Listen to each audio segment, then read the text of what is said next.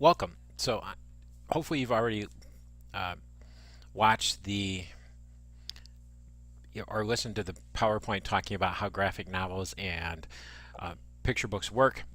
So I'm going to go through several very quickly graphic novels and picture books that you might be able to use for the required presentation or lesson that you need to do for this particular unit. And I'll try to break them apart and use them by uh, subject or content area, but a lot of these can be used in multiple content areas. So one of the first ones is this one. It's called In the Shadow of No Towers by Art Spiegelman, and it really is a collection or work by him that talks about the aftermath of 9/11. So it would be very good to talk about in terms of history, or if you're in a health class dealing with issues like grief. This is one way that we could talk about dealing with that. Another, and I'm going to go through graphic novels first. Another one is this one. It's Feynman. He was a physicist, and this is a biography of him. So it talks about his life as a physicist and the type of life he led, his discoveries, etc. A lot of these, like for instance, I have not read this one yet, so I'm giving you what I kind of understand about it. You have this one, Amulet.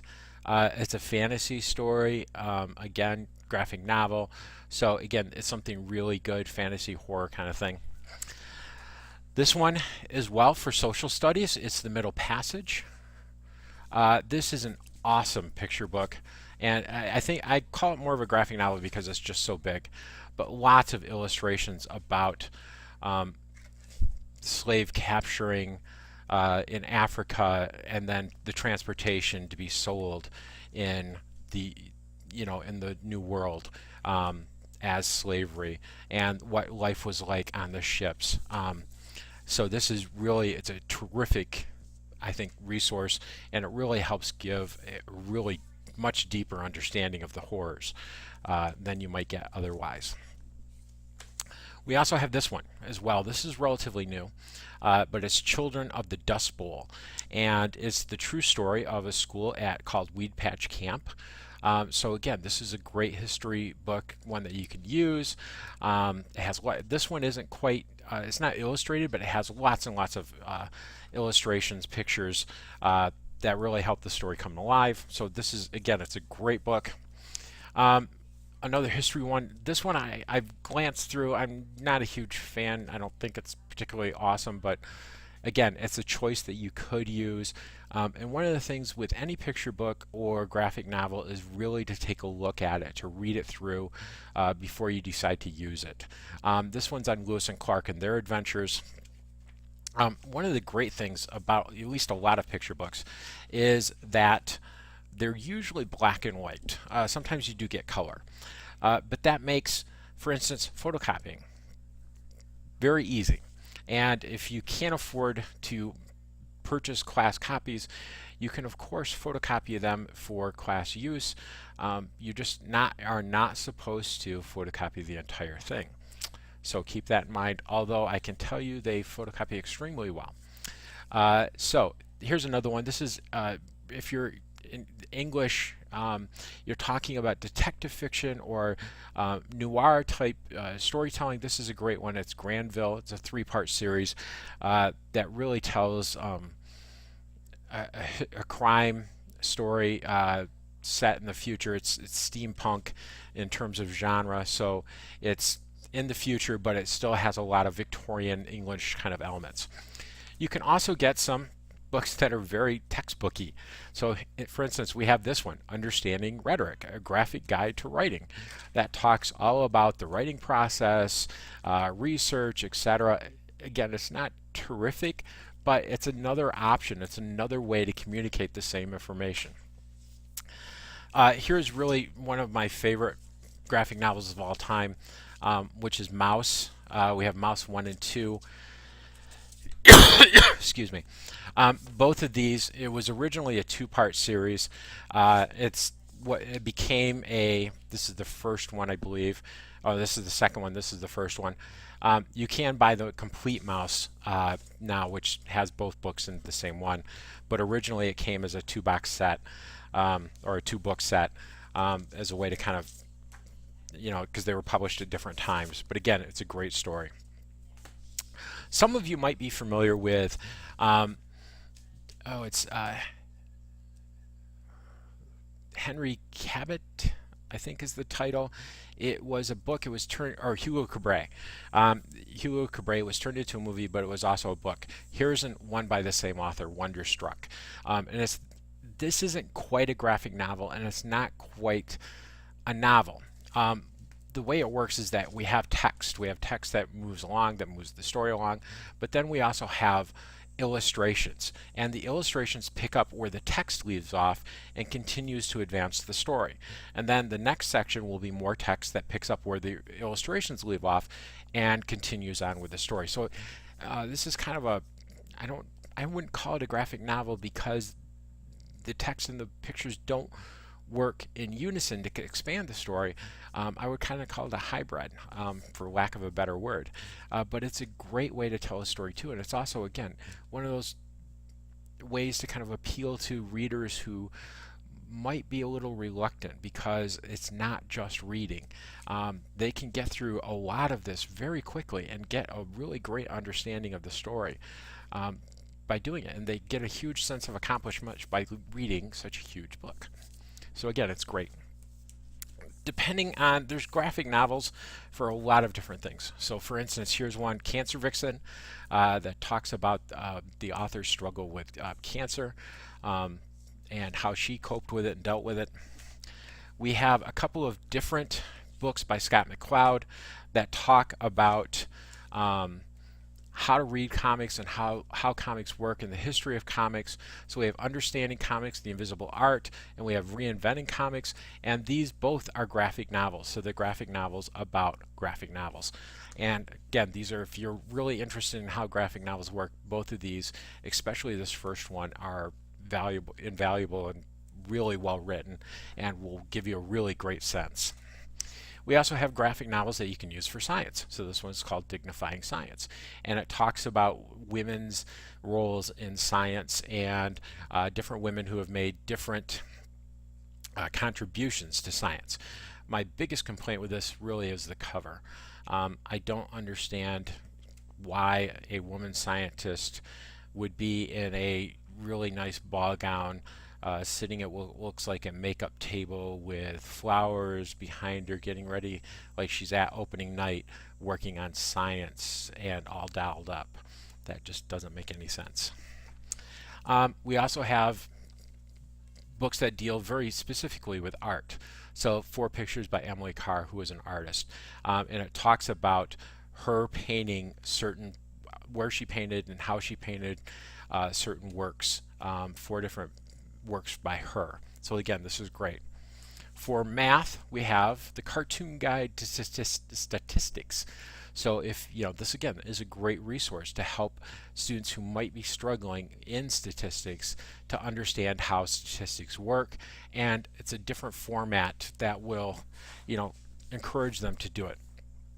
In terms of history, we have this one, which is a American publishing of a Japanese graphic novel. It's called Town of Evening Calm, Country of Cherry Blossoms, and it's read just like you would in Japan from right to left rather than left to right. So it opens up this way and we follow the story this way, and it's the story of Nagasaki and Hiroshima as they dropped the bombs and kind of what happened in the aftermath. Again, excellent. English.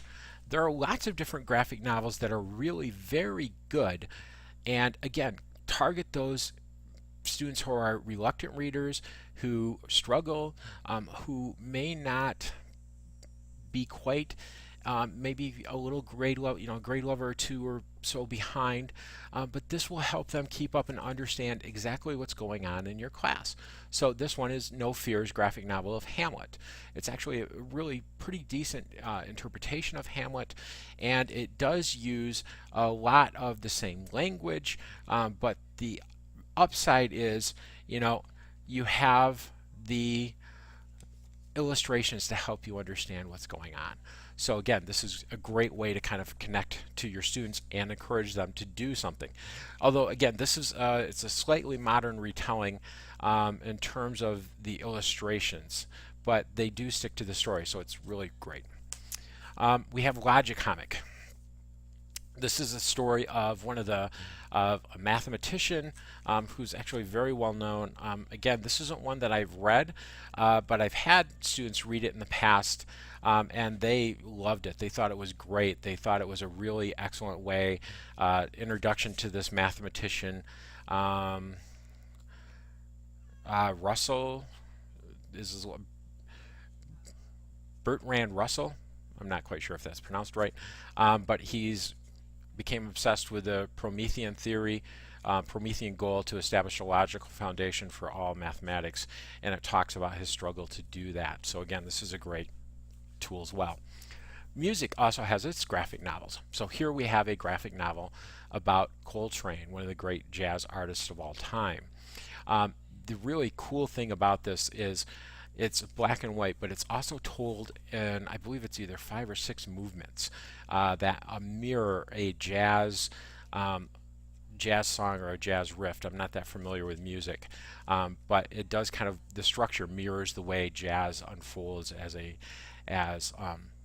story as well. So it's a great way to both introduce the concept of structure and style within jazz music, but also to give them a great idea of who one of the pioneers in jazz music, John Coltrane. Science also as well we have here. It's a graphic novel, The Stuff of Life, a graphic guide to genetics and DNA. They do an excellent job of talking about chromosomes and how everything comes together to make us. We also have Nat Turner. Talks about the slave rebellion led by Nat Turner.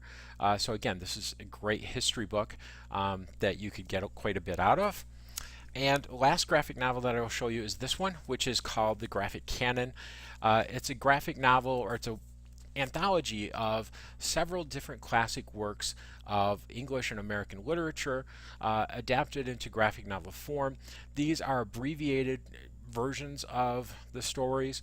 They try to give you, the most meaningful parts of the stories, the stuff that you absolutely need to know. But again, it's one of those that it's not a complete novel. It doesn't tell you everything. So it's, again, something to think about. But again, it's a great way to do it. For those of you in foreign language, unfortunately, I don't have a lot of foreign language picture books to use, but this is a great one that I have. This is probably my only example. It's In My Family, or in Mia Familia, and it's a great way. It introduces a lot about the Hispanic culture. So it talks about, has illustrations depicting different parts of family life.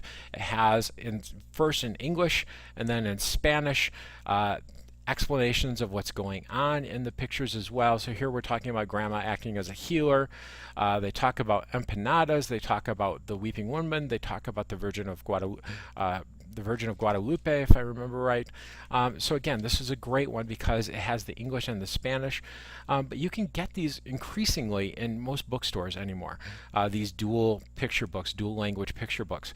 You can also get them online for very reasonable rates, and you can get one activity I would say that you could easily do with picture books, any picture books, is to have the students translate from either English into the language that you're teaching, or if you have the books in the language that that you're teaching, have them translate that from that language to English, and then grade them or think about assessing them on how good their translation is, how close they are to being accurate, but also capturing the essence of what's being said in that language, because languages in English, most of the time there isn't great direct translations. There's subtleties and nuances that other languages express that we can't quite get in English.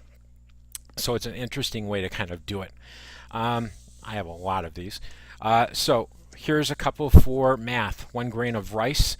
It's a math folktale, and I believe it deals with, what is the word?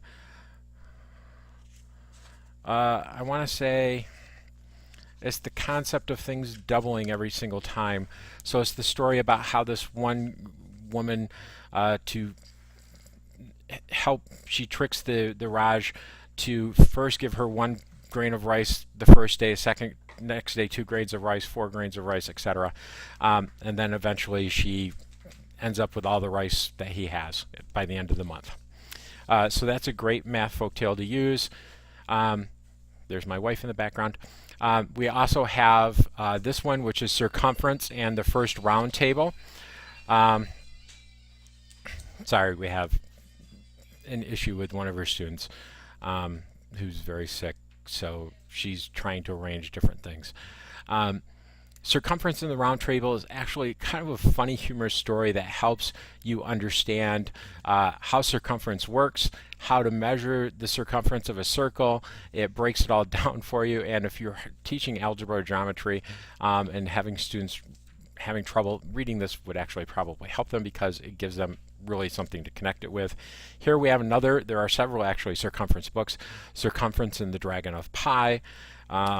We also have The Grapes of Math, which is another picture book with mind-stretching math riddles, etc. So you can work on those kind of things as well. For science, we have things like this, June 22nd, 1999, by David Weisner, who is a terrific illustrator. And this is kind of this is the basic concept of this book, is a kid who decides to do a science experiment by building up a series of platforms and tying balloons to them and having plants grow into the stratosphere, and it's a humorous take about what would happen if that happened. It's so again, if you're talking about scientific experiments, etc., this might be an interesting book to look at and to think about. We have another book called Heatwave. Some of these books are really great literature, some of them are not. Heatwave is okay, but it's not great literature. But again, if you're using this to teach the concept of heat and heat waves and that kind of thing, climate change, this would be a great book to use to help get them interested or thinking about the topic, and then go into the scientific part of it. You use it as a introductory or introductory activity, anticipatory set, that kind of thing. We also have, if you're doing things like, for instance, genetics, here's a book called Her Mother's Face that talks about how we, for instance, this girl whose mother has passed away, but the father talks about how she has a lot of characteristics of her mother's face. We have a River Ran Wild, which is great, talking about environmental concepts. We also have Science Verse. There's another book called Math Verse. I think it's Math Verse. Both of them are poetic kind of plays on why math and science are so important. Here's another one, and this one is a Caldecott winner, so it was considered one of the best picture books illustrations of the time, and it talks about Galileo. So again, this is a great book. Here's another one. We have Surprising Sharks, talks about sharks and shark facts, growing frogs. We have this one called Actual Size, which is one of my favorites.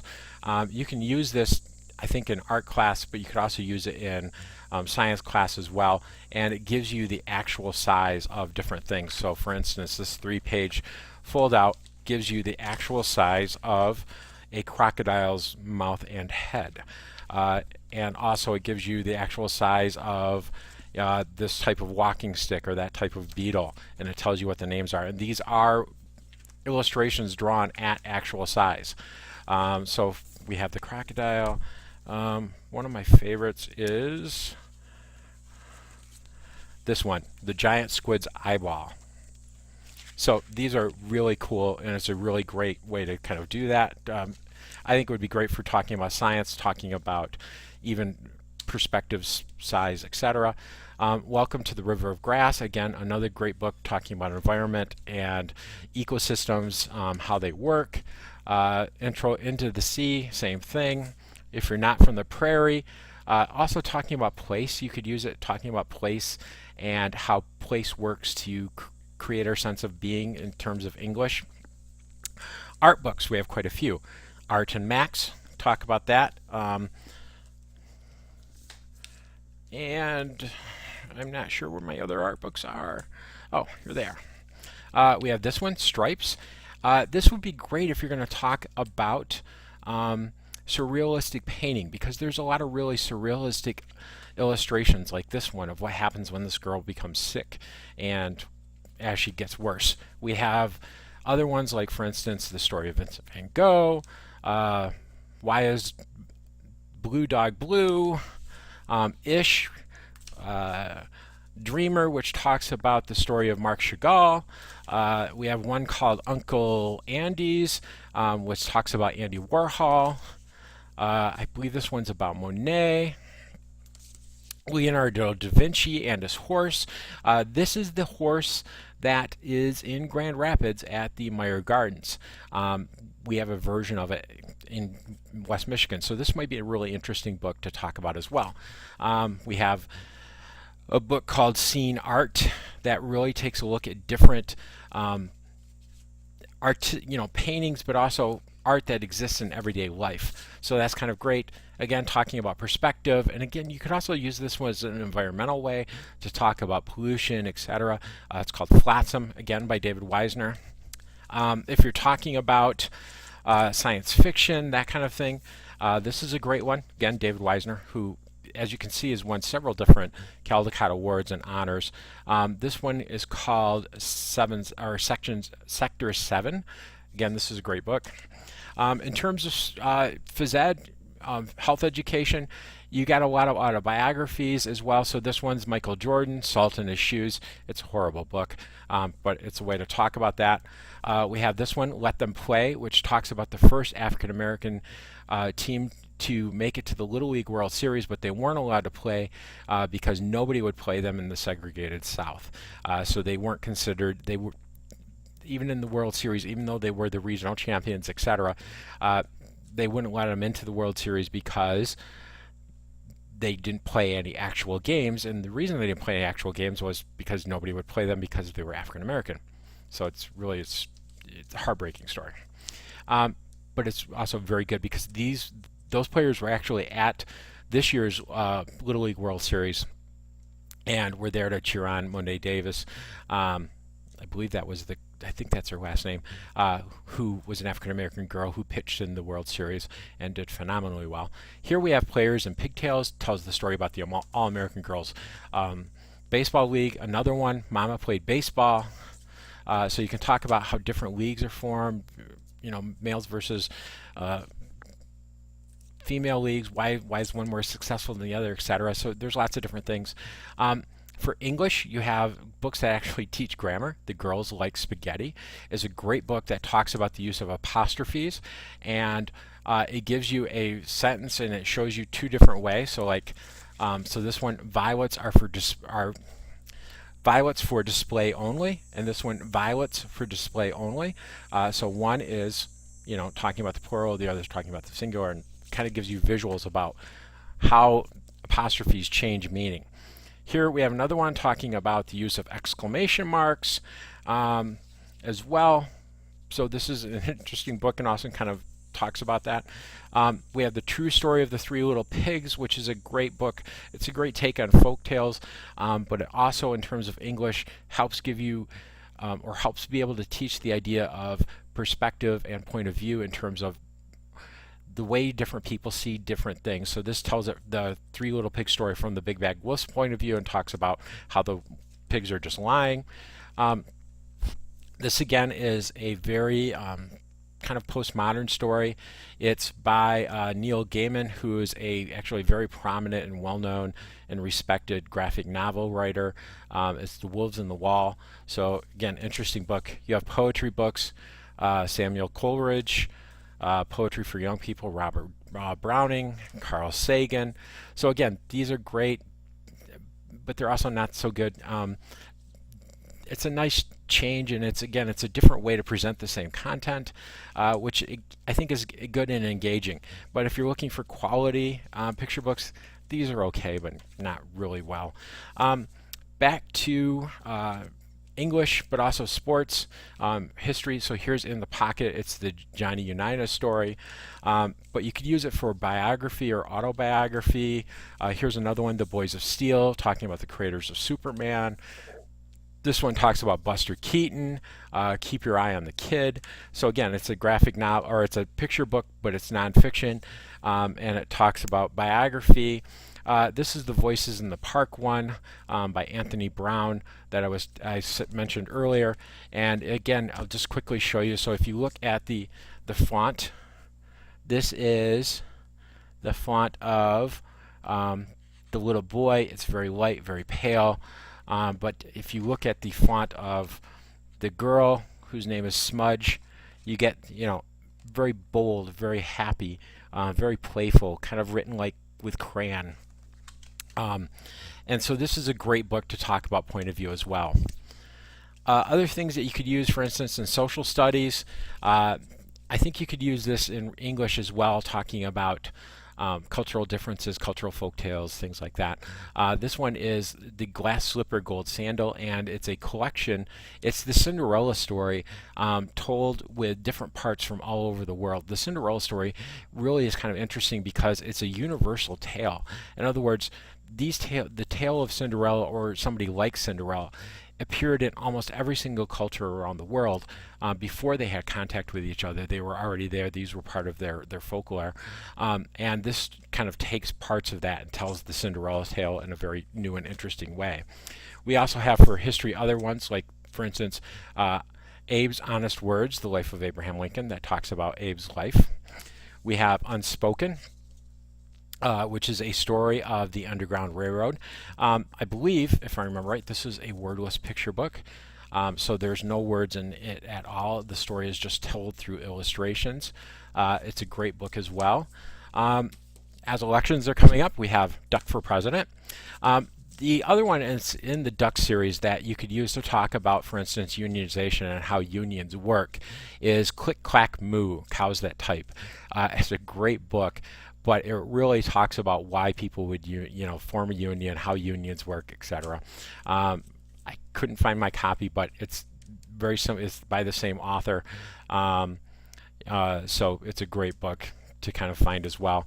Here's one by David Small, who illustrated it, So You Want to Be President, and it takes you through how different people become president, and it does cover all the presidents up through, I believe, George W. Bush. So it covers at Clinton and Bush as well. Another great one, or another way thing, is I Wonder Why. It talks about castles and moats and why they were invented and other questions that have to do with the Middle Ages. We have this one, The Man Who Walked Between the Towers. Tells the true story of, I forget his name now.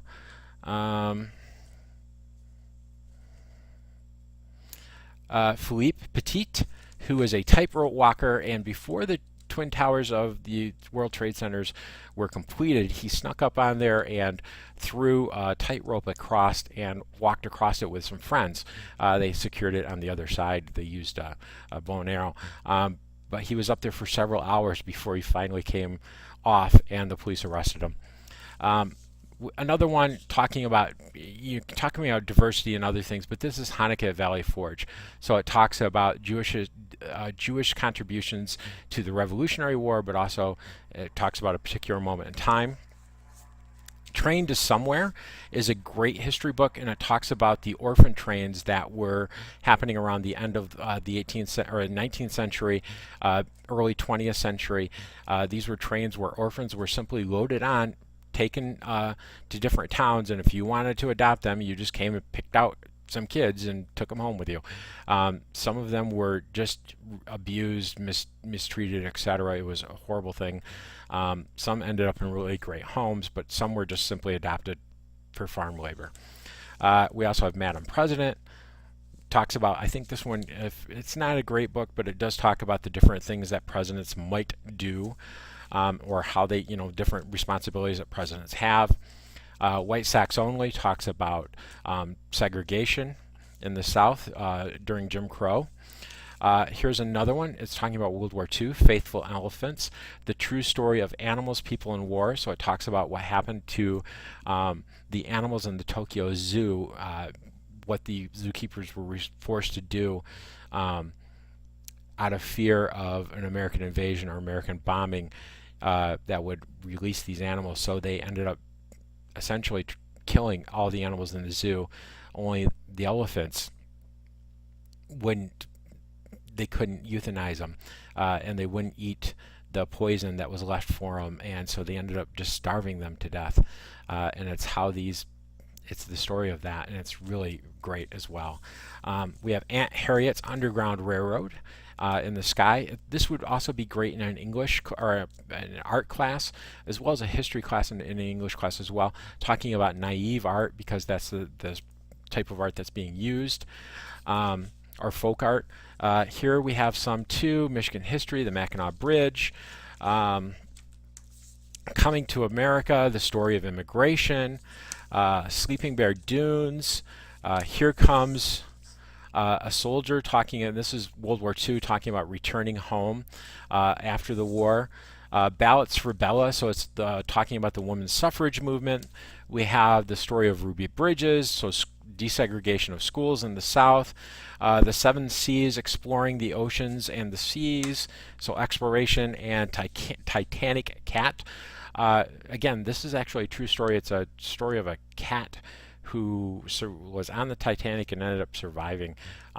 So those are a bunch of the different stories, picture books, and novels that you can use.